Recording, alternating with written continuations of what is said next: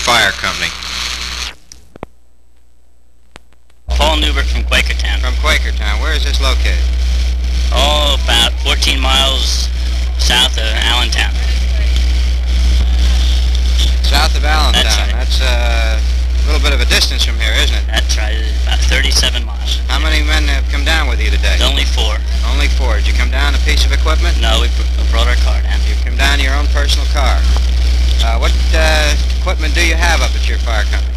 Oh, we have 2 750 Max. We have a couple other smaller pumpers, an ambulance. We're supposed to get an aerial ladder, a 75-foot aerial ladder, maybe this year yet. And number 1, they're getting a new tank truck. Now sounds like you're very well equipped up there so far, and you have high hopes for more equipment. Yes, we do. You have much trouble raising money up in your area? Yeah, it's one of the roughest things. We're trying to build a new firehouse. It's supposed to cost us around $37,000 or $40,000. It's a little bit hard to raise it. Thank you very much for your time, Paul. Now we are seeing the proper method for bringing an unconscious person up or down a ladder. You will note that the fireman's knee, the one bringing the man down, goes between the crotch of the other fireman. And as he comes down, he drops the man from knee to knee as he goes from rung to rung on the ladder.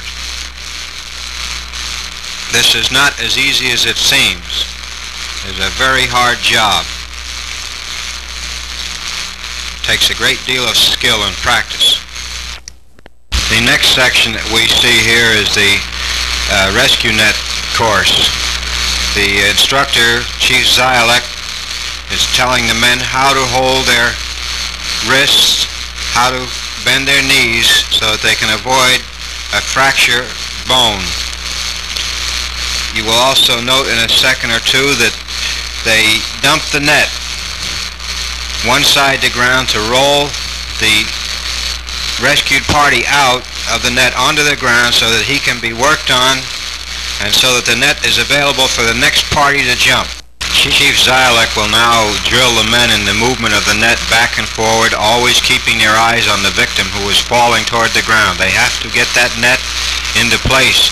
Once the victim starts his fall, he can't stop in midair and change his course. They are now going to throw the dummy. This dummy simulates a person jumping into the net. 1 and 2 and 3 and 4. Here he goes. Now they dump the victim out and are ready for the next jump.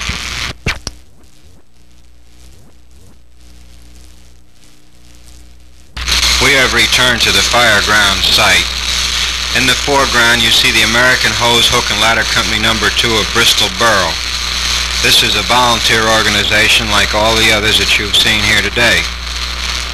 This company derives all its money from public subscription. If you cannot determine as of now, this is the lunch hour. The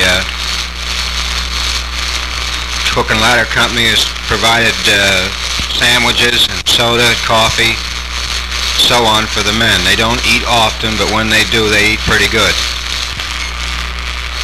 The firefighter in the rear of the truck is Assistant Chief Archilesi of the American Hook and Ladder Company No. 2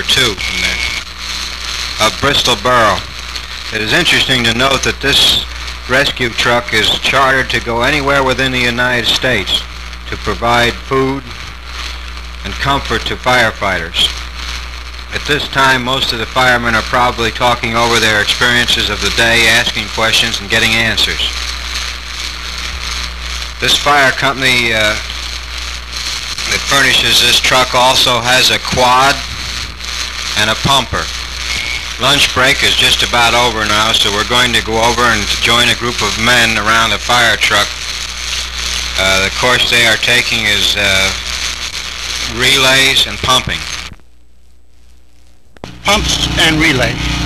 Pumps and relay. Imagine this involves pressures and lengths of hose and so on. Hydraulics. Involves the science of hydraulics. Hello there. What's your name, sir? Meadow, Chief of 3rd District. Fire company. What township is that in? Bristol Township. How old are you, sir? 30. How many years fire experience do you have? Approximately 12 years. I should be nervous. How many years fire experience do you have, sir? I've had 17 years as a paid man and about 30 years as a volunteer. You're just a youngster, huh? That's right. I'm no older than Jack Benny, 39. Your name, sir? What's your name? Bob Jones. Bob Chief Jones? of Falls Township. Chief of Falls Township. Mind looking up at the camera a little bit here? Get a full face of you. How many years fire experience do you have? 10. Very fine. You think you're going to learn anything here today? Quite a bit. Well, I know I have. Learned that I don't know very much about talking. Newtown? Chief Ettinger of Newtown. Chief Ettinger of Newtown. How old are you, sir? 47. No youngster. Oh boy. You still get out there and fight him like a fire horse, though, huh? Try. How many years fire experience? 26. The boys are going to learn something here today. Well, I hope so. They've got the opportunity here. They find equipment from the instructors. How much in dollars do you estimate the equipment is worth that's here today? Offhand. How many's here? Together, you mean all up and down the line? All up and down the line. $500,000. About $500,000. This shows an investment of the people in the different townships around here, in boroughs and Bristol, and so forth. You look like an eager fellow here. Yeah. What's your name? Raymond Gillespie. Your badge says you're from Langhorne, Pennsylvania. That's right. How many years fire experience? 5. You here. Gail Rupel, Shelley. Where is Shelley? Oh, it's around 3 miles north of Quakertown. 3 miles north of Quakertown. Yeah. That's quite a distance to come down here. Yeah, that's right. That is in Bucks County, isn't That's it? right, that's Bucks County. Well, I'm not very familiar with the areas around here. Now, to one way or another, it doesn't make too much difference. How many go into a burning building with a 2.5-inch line? Say a house or a small building? If we're going to go into 1.5-inch line, 1.5-inch lines, all right. Again, if you're going into a building even with your 2.5-inch line, you haven't got an inch and a half down, and you want to use your inch tip, but you're going to cut down your nozzle pressure. There again, divide the desired nozzle pressure that you want in that building by 5, which would give you your friction loss. We'll take as an example, you want to go into the building with 35 pounds on your inch tip. So you divide the 35 by 5, which gives you 7. That would be your friction loss. So figure up your 100 feet of hose by 7 pounds, add your 35. That would be your engine pressure for the cut down. Anytime that you want to find, to prove my point at your 50 pounds nozzle pressure, divide it by 5, you have come back again to the 10 pounds. there's no difference. I mean, if you cut 2.5 to 1.5, how much difference is there in your pressure in your rod from your 2.5 to your 1.5 outlet? There isn't too much, because of the fact that if you put a 1/2-inch tip on an 1.5-inch line, your friction loss is the same as a 2.5-inch line with an inch tip. Huh? About double friction loss. That's right, but you've cut down on your nozzle size. You're only using a 1/2-inch tip, or even a 5/8. It's advanced to about the same thing. This is a deluge type nozzle with 3 2 1/2-inch inputs. This nozzle is used to flood buildings, knock walls down. You can't see too much of it from the angle I'm at, but I imagine the photographer is seeing a very good angle. Chief Dominio, how much pressure would you say is on that hose? Right now, nozzle pressure is approximately 50 pounds. About 50 pounds. A lot of water coming out of there. Oh, yeah. You think of any other uses for it besides the statement I just made about knocking buildings down, flooding them? Well, it's good for a long-range fire where you can sit back with the truck and pour water onto a burning building. Also, it's portable. You can take it off the truck and take it close to a building, and say you want to flood one floor out by pointing it directly at the windows of a building, then you can flood everything. I mean, get right at the actual scene of the fire. How much pressure can that nozzle stand? You have any idea? All dog down and all the truck can put into it.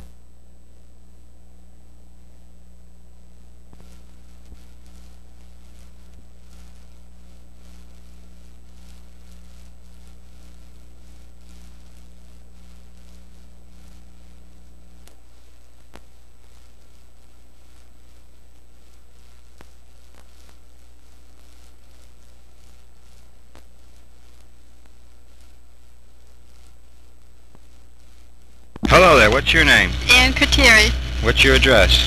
1305 Ashby Avenue. And how long have you been with the Bucks County Rescue? It'll be a year in July. Are you a registered nurse? No, I'm just first aider. Just first aider. You That's look right. very nice, and I'm sure you're doing a very nice job. Hello, sir. Hello, What's your name? Dave Reed. Mr. Reed, how long have you been with the Bucks County Rescue? 14 years, All right. close to 15. Hope this is coming in. I'm too far away. How many calls do you have a year, approximately? I couldn't tell you right offhand. They average around 260, 280 a month. You find your work very interesting. I like it very much. You had any cases recently that scared you a little bit? Well, they all scare you a little bit, but you get used to it. This is another view of the gasoline fires we previously saw. There are different fire company people fighting the fire than from the last time. You note that this fire is very hot. And it's not an easy thing to put out. The equipment used again is the high pressure fog type nozzles. Here's another shot of it.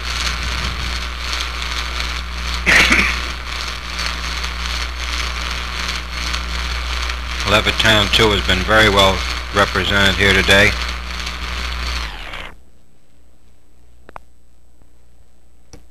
My name's Willis Troger, Assistant Chief of Percy Fire Company. How old are you, sir? I'll be 50 next month. How long have you been with the fire company? Oh, gee, A little louder. close to 35 years. 35 years. 35 Very close. years young. Excuse me a minute. What's your name, sir? William A. Detmer. Your age? I'm 53. You're from the Newport Terrace Fire Company, That's aren't you? right. How many years with the fire company? I've been 22 years with a fire company in Newport. Another young man. You getting sufficient support from the public in your area to support your fire company? Yes, I am. What equipment do you have up there? We got three pieces.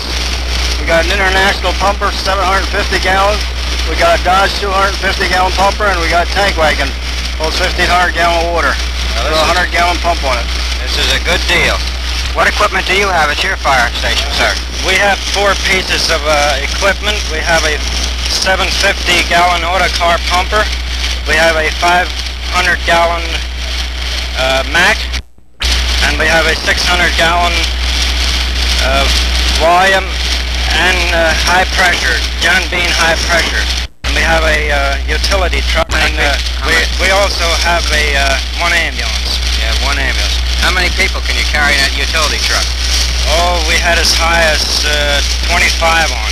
Oh, that's In the background you can see Croydon's Diamond T 1,000 gallon pumper, which is furnishing the pressure for these fog nozzles which are being used to put out this gasoline fire. The person that Chief Bill is talking to there is probably a spectator. He's doing his best to answer questions. We need help every way we can get it, and by answering questions we sometimes get citizens interested in joining the fire companies. This fire is still not out, as you can see. It takes much practice to obtain the skill required to fight fires. We are shortly going to move down to the fuel oil tanks again. And here we are. Capital view number 2 is putting out these fires. The picture looks very dark as if it were taken at night, but actually this is caused by the dense smoke blocking out the light. As you can see, the picture cleared right up. Chief Girton was instructing his men in how to handle the nozzle, swinging the fog back and forth to blow or push the flames away from the end of the tank where they're going in. Capital View has had a very nice representation here today too.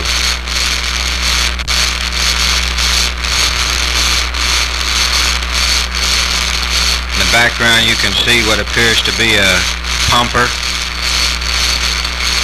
and one of the trucks volunteered carrying 55-gallon drums of fuel oil.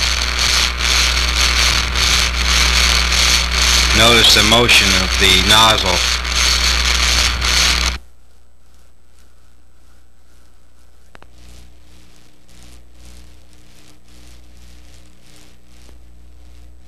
We will now show you scenes taken late in the evening to show you how firefighting looks at night. The firefighting at night is no cinch for any fireman. He has to worry about things he cannot see, holes in the floor and so forth. This is a small building brought down, been set on fire.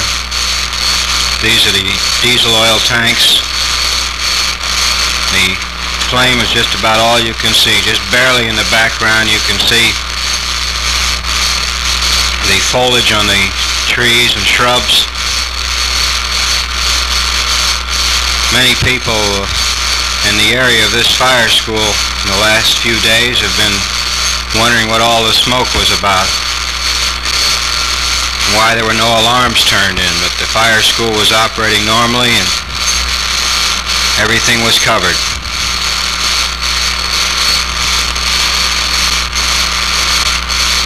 It's very spectacular and yet very dangerous.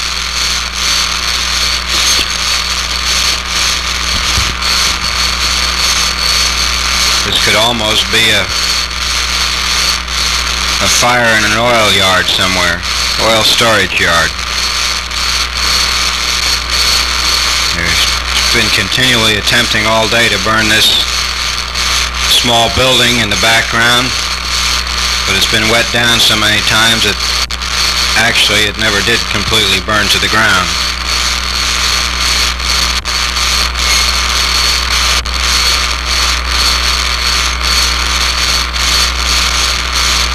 I don't know how you as a citizen would feel having to go in and fight a fire like this, but your fellow citizens of your hometowns do go in, go to these schools and do fight fires actually when they are needed.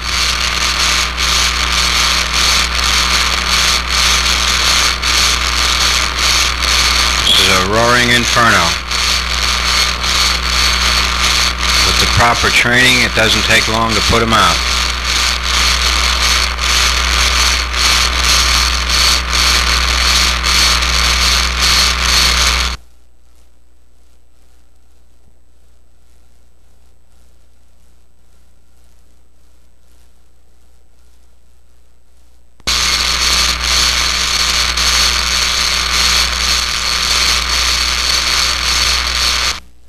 This was another oil fire being put out.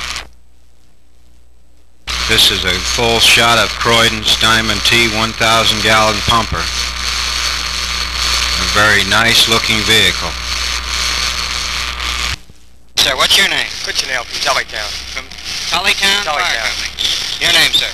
Grady from Tullytown Fire Company. Tullytown. Ray Hopkins, Croydon Bar Company. Kenneth Harmon, Newportville. Newportville, huh? We call you Hoppy. Why? Yeah. Well, it's a nickname, I guess. Like a bunny or what? Oh, I don't think so. It's more or less the name. They get the first of the name, Hopkins, so they call me Hop. Oh. You did a pretty good job down Croydon during the last storm and the flood that followed it. You have any comments to state on that? Oh yeah, we found out we're stuck down at in for portable pumps, so Mr. Monty there, he's going to see what he can do with civil defense of getting us some portable pumps for the whole township, and if one district needs them, why, we can quick move them to each district as they're needed. Well, that was a wonderful job. I think he did a very helpful thing, and everybody else cooperated with him marvelously. Did you have any trouble during that storm the 24th of last month or so? No, we didn't have too much. We did a lot of standby work. We were standing by there for several days. We were running our whole station on portable generators. The whole borough was invited to come there for their water and heat. It was about the only place we had. How do you feel about it, being a fireman? Well, I feel that I like it myself. I do everything I can for it. You get a feeling of satisfaction after you go home? working at the fire company or at a fire? Yeah, I do. It's working around the fire company, a little relaxation from home. Mr. Sutton, I understand we had a boy hurt here today. Could you tell us some of the details of what happened to him?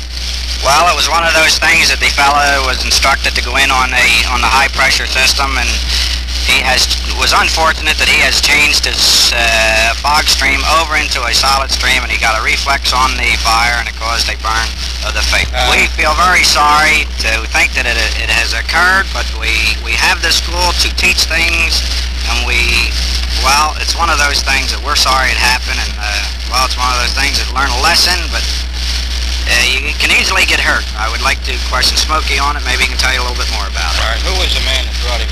Sir, did you bring that man out of the fire? I was standing right in back of him. I seen it happen. It was the opposite gun. They changed their adjustment on it, and you got to have that set to high pressure fog.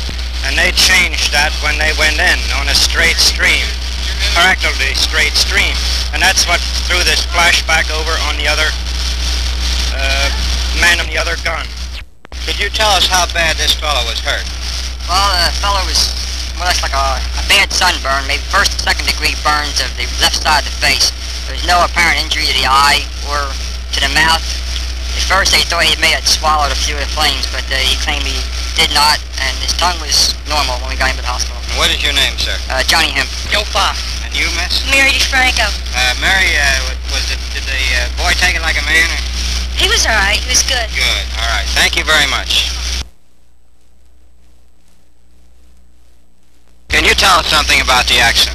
Well, I was down by the pumping school when it happened, but I'm glad we had the rescue squad right here to grab the man and take him right to the hospital. That is why we always stress work hand in hand with a rescue squad. Well, in relation to this accident, I think we all agree it's better it happened here than that the man was hurt out on an actual fire. That we learned a lesson here and he could have been killed. Well, that's show the public where 1 second everything's going right, the next second the man's in trouble. That is why we have schools to try to overcome all these mistakes. Just one little mistake. Hello, what's your name? Mrs. James Monty. You know Jimmy Monty? Yes. We know him. I was expecting you to say that you didn't know him because he's never home very much. No. You Mrs. Monty's mother? That's right. How do you feel about Jim being in the fire company? I think it's wonderful. I like what these boys are doing out here today. How do you feel about it? Oh, I like it. I don't mind. There are worse things. There are worse things, that's right. We could all be out with some women in a bar or something. I didn't mean that. I didn't mean that. Oh, I know. My wife worries too. This is a magnesium-type fire. Chief Bill Smith lit this fire off and is giving instruction on how to combat this fire to the general school. This fire is practically impossible to put out with water.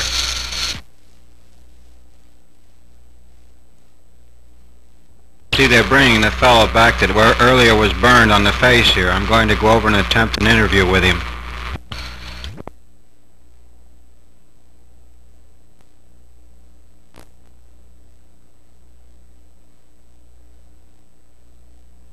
What's your name? Mr. James C. DiOrio. Can you speak up a little bit louder? Mr. James C. DiOrio. We understand you got hurt today. And incidentally, what fire company do you represent? Parkland Fire Company. That's Middletown. Middletown. That's right.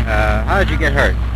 Well, we were over here fighting on the tanks on the diesel oil fire.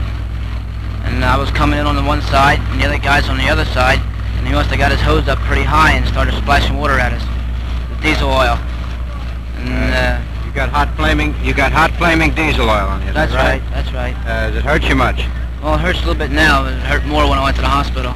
Well, I can imagine. We were all pretty worried. We thought that you'd got some internally through your mouth. Well, it didn't get in my mouth, I hope.